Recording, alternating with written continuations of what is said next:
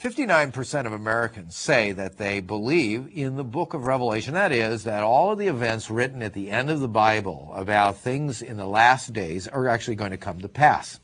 One of the predictions is a global collapse. We're going to be talking with Rex Sexton now, who's a pastor, a teacher of the Bible, as well as a certified financial planner, about this prophesied decline in the world economy. Hi, Rex. Well, Howard. Where in the Bible does it talk about elements that would affect the disaster, let's say, that could come to the American economy? Well, already the beginnings of this decline, of these steps we know they're going to lead to this great economic collapse, have already begun. In Deuteronomy chapter 28 and verse 44, it says, "He," talking about aliens or foreigners, "shall lend to you, but you shall not lend to him. He shall be the head, and you shall be the tail." So we are already in the process of fulfilling some of these curses that are biblically going to come about because of what we have done as a nation. We have been trying to borrow our way into prosperity. It only lasts for a short period of time. Eventually the house of cards will come down, and we see that we are already starting down that path based on these scriptures. What scenarios could lead to the collapse of the American economy before all these things happen? I think it'll be a wave of bankruptcies. We have just so many people. About 1/3 of American families are financially solvent and doing well with savings, all their bills paid. About another third are paying their bills, but they're on the edge. They're simply living hand to mouth or paycheck to paycheck. And the last third are basically heading towards bankruptcy. They're simply not making it. They're going behind a little each month.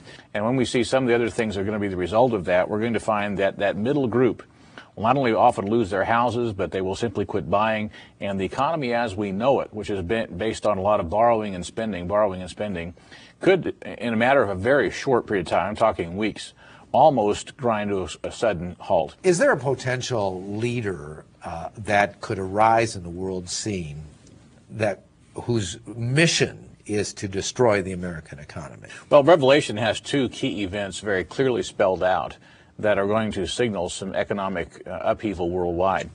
The first is in chapter 13, where it talks about the rise of this beast, which is an individual and also a conglomerate of nations. And it says he's granted to have power over all the earth. He causes, this is verse 16 now of chapter 13, he causes all, both small and great, rich and poor, free and slave, to receive a mark on their right hand or on their foreheads, that no one may buy or sell except you have the mark of the beast. What you'd call managed trade in a dictatorship kind of an environment. Right. So this could happen very quickly.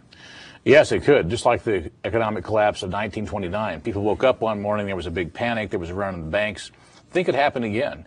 And it could be to the place where America has to simply keep printing money in order to pay its national bills. Thanks very much, Rex. On this program, we've been discussing the possibility of an economic 9/11. Perhaps it would happen on the second term of Mr. Bush. Perhaps it will come later, but inevitably, America cannot keep up its lifestyle based on its spending habits and expect it to be bailed out perpetually in a world that is very much growing into power centers equal or even greater than America is today. We're talking about this in a context where you can make decisions, though, to protect yourself by managing your finances well and coming to a deeper spiritual understanding of what all of this means in the 21st century. That you need Good News, a magazine of spiritual understanding.